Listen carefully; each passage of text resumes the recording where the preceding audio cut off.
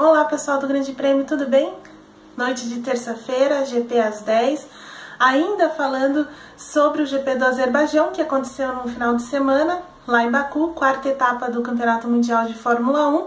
E um GP, como a gente falava durante a semana, bem agitado, né?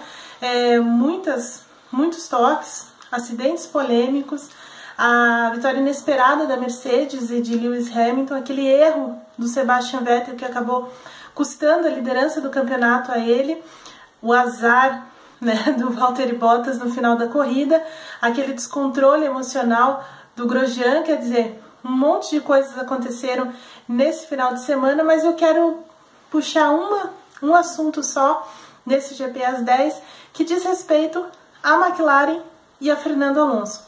A McLaren terminou o GP do Azerbaijão na 7ª colocação com o espanhol e na 9ª colocação com o Stoffel Vandoorne, mas assim, foi um GP totalmente tumultuado para eles, né? O Alonso se envolveu num toque com o Sergei Sirotkin já na largada, furou o pneu dianteiro direito, o esquerdo, danificou as duas asas, dianteira e traseira, danificou o assoalho. Quando ele começou a se arrastar para os boxes, parecia fim de corrida, né? Mas não. Ele parou nos boxes, a McLaren trocou, né, o bico, trocou os pneus e ele voltou para a corrida. O Stoffel Vandoorne também teve um problema lá pela volta 25, teve que fazer um pit stop a mais por conta de um problema de pneu, e aí eles vieram remando tudo, contaram com a ajuda do safety car, é claro, para chegar novamente nos pontos. Então assim, o Alonso é o cara que vem carregando essa McLaren nesse ano. Ele, junto com o Vettel e o Hamilton, são os que pontuaram nas 4 corridas, e aí você pega a classificação do Mundial de Construtores lá. McLaren na 4ª colocação com 36 pontos. E o Fernando Alonso na 6ª colocação no Mundial de Pilotos com 28, a gente percebe que o Alonso vem sendo responsável por essa pontuação, por essa colocação da McLaren. Mas a McLaren é mesmo a 4ª força do campeonato?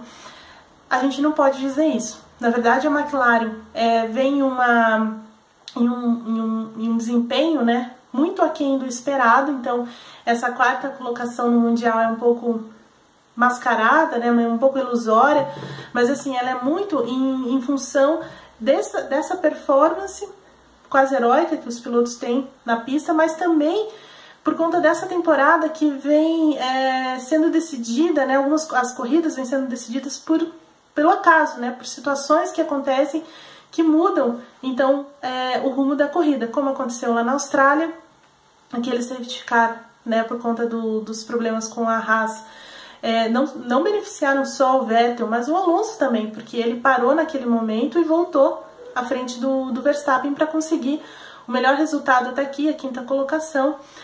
No Bahrein, por exemplo, a equipe pontuou, sim, pontuou com o Alonso e pontuou com o Vandoorne, mas eles terminaram a corrida muito longe, uma volta atrás, né, dos ponteiros, então assim, é um déficit de performance muito grande.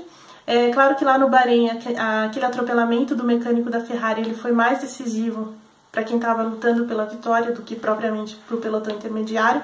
Mas o que ficou assim, apesar deles completarem a corrida, eles completaram muito atrás, né? Então a performance, essa deficiência de performance ficou estampada. Na China, aquele safety car por conta do acidente dos 2 carros da Toro Rosso, por exemplo, eles não beneficiaram o Alonso porque o Alonso tinha parado um pouco antes, mas ele teve a chance de recuperar posições, né? Até fez aquela ultrapassagem mais polêmica em cima do Vettel no final, e acabou de novo na 7ª colocação, como havia sido lá no Bahrein, como foi agora nesse final de semana no Azerbaijão. E assim, o que a gente percebe é que a McLaren tem uma crônica falta de performance. Na classificação isso fica bem evidente, né? Então o ritmo de classificação da McLaren é muito deficitário em relação principalmente às suas concorrentes ali do pelotão intermediário, né? Renault e até mesmo a Haas, agora a Force India.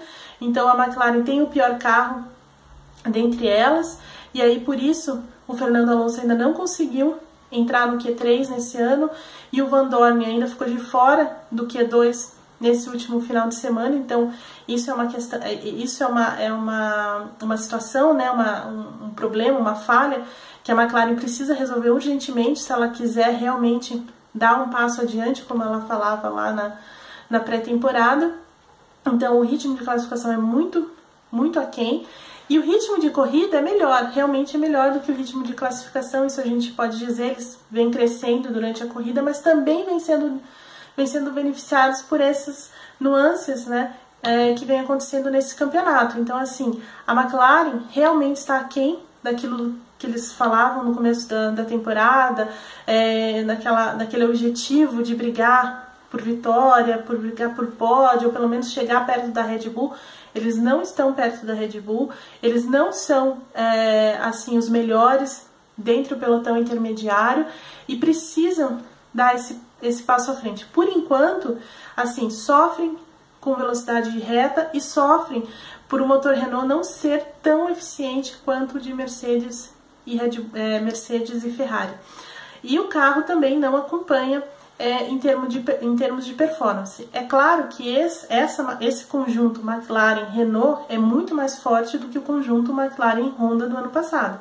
Né? Existe uma confiabilidade, eles não vêm sofrendo com falhas e trocas, né, infinitas aí de peças, então, assim, punições, né, e etc. Então, quer dizer, o carro larga e termina a corrida, mas é mais em função da performance do Alonso, principalmente, dos pilotos, e beneficiados também por essas situações, essas pequenas situações que a gente vem tá vendo acontecer nessa temporada. E aí eu pergunto para vocês, até quando o Alonso vai continuar carregando essa McLaren nas costas, né?